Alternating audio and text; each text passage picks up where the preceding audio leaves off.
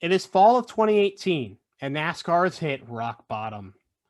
Following years of fans tuning out and canceling their trips to the track, NASCAR races are doing as poorly as they ever have. A 2018 race at Richmond in September garnered just 1.7 million viewers and a TV rating of 1.0, both the lowest in recent memory. Where NASCAR at the beginning of the 2000s would compete with the NFL, yes, the National Football League, for supremacy in American sports, now NASCAR races couldn't even outrate 3 a.m. tapings of NFL Live. So where did all these fans go? What were their modern views of NASCAR? Well, their modern views were shifted in a major way with another incident in fall of 2018. The arrest of former CEO Brian France. His driving under the influence arrest in August of 2018 made rounds around sports media and gave NASCAR a wholly negative look. It truly looked like NASCAR's future was bleak, and no one knew what was to come. Well, 3 years later, in 2021, NASCAR's future is far brighter, arguably as bright as it was in the early 2000s when it was reaching its peak. It won the 2020 League of the Year at the Sports Business Journal Awards. It's one of the fastest growing brands amongst the Gen Z, and fans have returned both to the track and to the TV to watch those cars go around. Now, how is that possible for a league and name so deep in the mud to rebound in just 3 years' time? How did NASCAR pull this off? Well, a little marketing surely helps. And in this presentation, I'll show you how NASCAR gave themselves a free pass and remarketed their brand to revive for a brighter future. Now, NASCAR's revival is multifaceted. And the first method that NASCAR used to rebrand was by innovating. In sports, if you aren't innovating, you will be left behind. It's as simple as that. And NASCAR had to try to innovate to keep up with the big boys and the big four North American sports. One of the methods they chose to do so was by looking for new partnerships. Partnerships are arguably as big a part of racing as the cars and the drivers.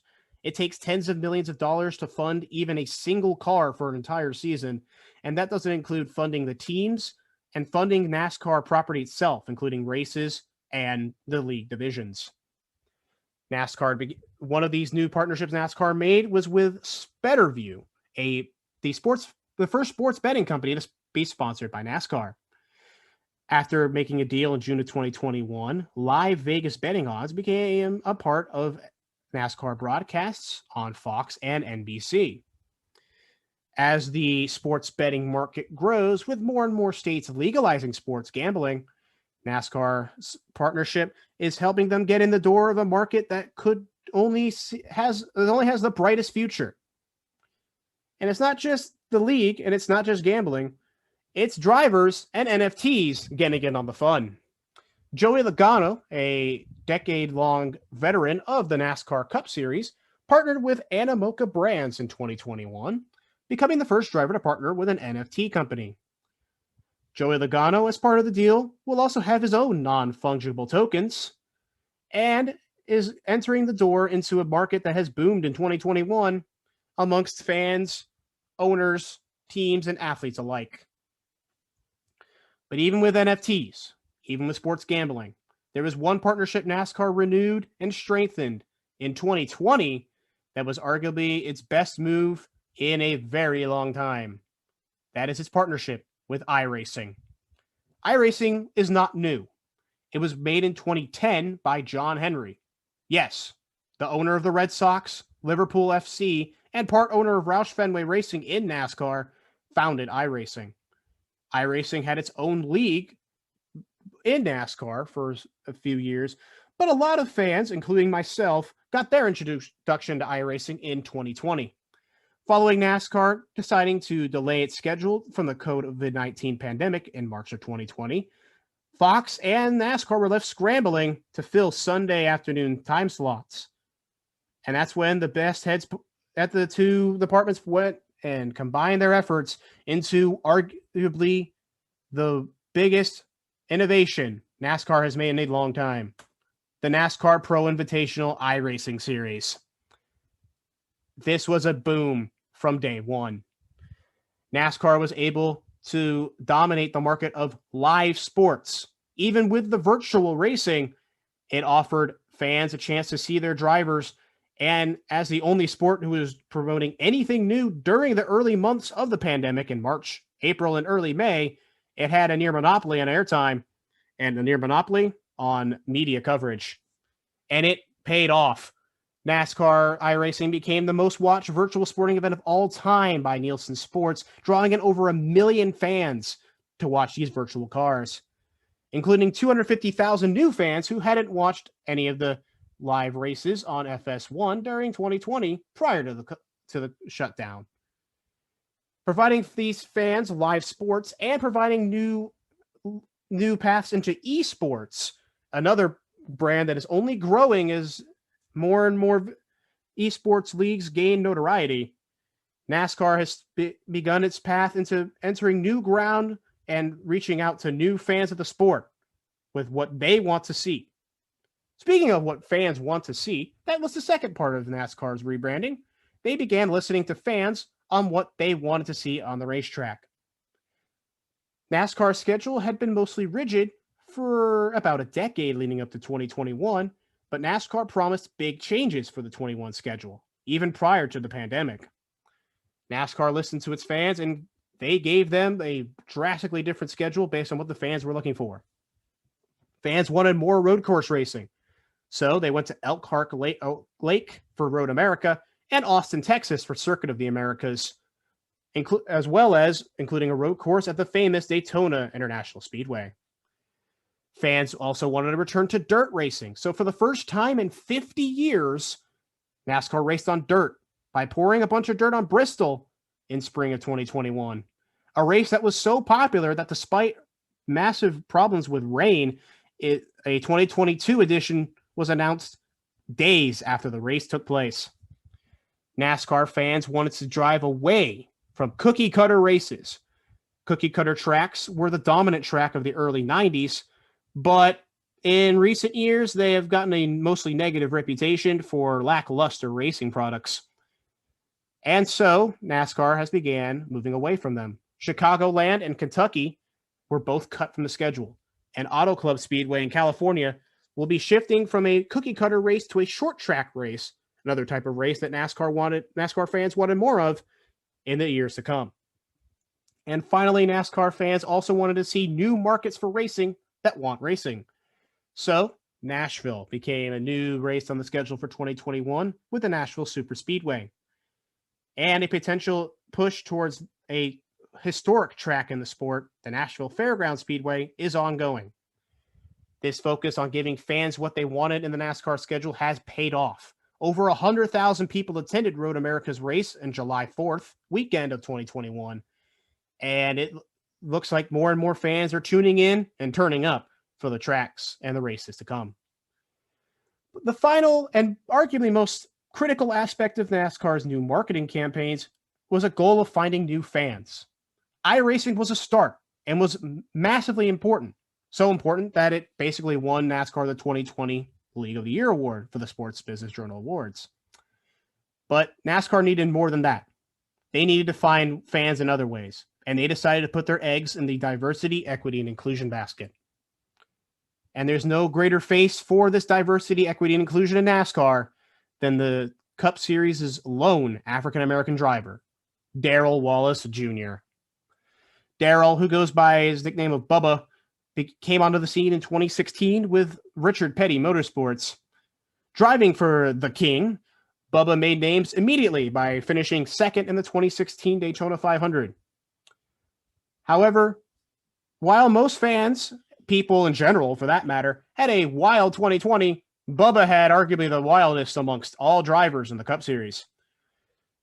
NASCAR banned the Confederate flag from its racetracks in 2020, with Bubba being a key voice pushing NASCAR to do so.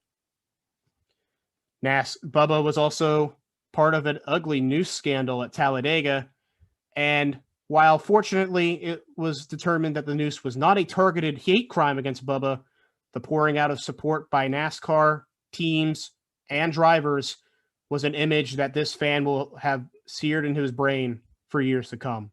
Seeing all the teams and drivers walk down pit road, as you see here, was an image unlike any other at a NASCAR track. And in the days following this and the death of George Floyd, Bubba Wallace was driving a Black Lives Matter car, and NASCAR allowed him to do so. These were just a few of the steps that NASCAR made towards a greater emphasis on diversity, equity, inclusion, and it's already paid off. NASCAR has slowly begun to distance itself from what non-fans stereotype it as, a racing series with a bunch of Southern fans who aren't exactly fans of minorities. And while this is in no way, shape, or form true, the stereotype is hard to break. NASCAR has begun to do so. And it's paid off with new fans and partnerships, including one big fan who works for NASCAR right now, improving their diversity efforts. This man, Saints running back Alvin Kamara. Kamara became a fan by following up with Bubba Wallace. And, as I mentioned, he's now working for NASCAR with their diversity efforts. Alvin Kamara would not have been a fan if it wasn't for Bubba and if it wasn't for NASCAR's support of Bubba during a whirlwind 2020, both on and off the track. It's not just Bubba Wallace that's emphasizing this diversity, equity, inclusion. Teams in NASCAR are also making the plunge, starting with one of the newest teams in the circuit, 23XI Racing. The team was founded in 2020 by current Cup Series driver Denny Hamlin and a man that sports fans may have heard of before, Michael Jordan. Jordan has been a longtime NASCAR fan and decided to invest in his team. Bubba Wallace races for 23XI Racing. And 23XI has also been big on helping new fans and new minorities enter the sport thanks to its new program, the Speed Institute, providing internships to minorities to help get experience within the background of a NASCAR team, including the engineering, pit road, and many other critical aspects beyond the track that are critical to a team's success. And after 23XI comes another one of the newest teams on the Cup Series circuit, Trackhouse Racing. The team, founded by former NASCAR Cup driver Justin Marks and another man you may have heard of named Pitbull, was founded in 2020 as well. Their driver is Daniel Suarez, the lone Mexican driver on the Cup Series circuit and a proud graduate of NASCAR's diversity program. Trackhouse has begun using STEM initiatives using NASCAR within the classroom to help young fans get used to NASCAR while learning at a young age. And who knows what the future holds for a team that just recently bought out longtime NASCAR Cup Series owner Chip Ganassi and is looking to be aggressive in the future market in years to come. So overall, NASCAR has grown drastically in its 3 years from its nadir and now has a bright future. NASCAR has done a lot of marketing efforts to innovate its racing product, innovate its fan interactions, and strengthen driver league relations. And the sport is now on the upswing after years of being on the downswing. As a personal fan of NASCAR, I can't wait to see what the future has to hold, because NASCAR has given itself a free pass to try again thanks to the coronavirus pandemic. And NASCAR has answered the call in a way that might secure its future in the years to come.